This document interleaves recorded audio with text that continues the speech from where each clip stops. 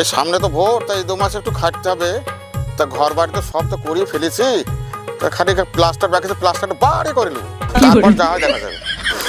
দেশের অবস্থা খুব খারাপ, খুবই খারাপ।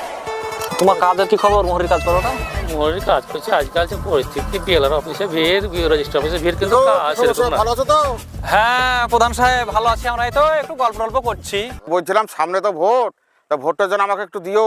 আমি তো তুমি দয়ালু মানুষ, তা তোমাদের অসুবিধা কোনো কিছু অসুবিধা হবে না। কত দয়ালু তা তো আমরা দেখতে পেয়েছি, কারণ তুমি আমাদের জন্য তো কিছুই করলে না। আমার এখনো বিধবা ভাতা করে দিলে না, আমার একটা কোনো কাজ করে দিলে না, তো তোমাকে কিছু লেগে ভোট দেবে বলো তো? তোমার বিধবা ভাতা হয়ে গেছে, এই ভোটটা হয়ে যাক, ভোটের পরে তোমার দেখবা অ্যাকাউন্টে 1,00,000 টাকা ঢুকবে। হ্যাঁ প্রধান সাহেব, ভোট তো আপনাকে বাড়াবাড়ি দিচ্ছি, দিতে দিতে তো 3 বছর ইলেকশনে আপনাকে প্রধান করেই ফেললাম। পঞ্চায়েতে যত পদ খালি আছে, একটা মন করলে তো আমাদেরকে দিতে পারেন। আরে খেপা, পঞ্চায়েতে 2খানা সিট তো তোমার জন্য রেখেছি গো, একটা তোমার জন্য, একটা তোমার বউর জন্য। ভোটটা হয়ে যাক, তারপরে দেখবা তোমার 30,000 টাকা বেতন ঢুকবে। আমি কিসের জন্য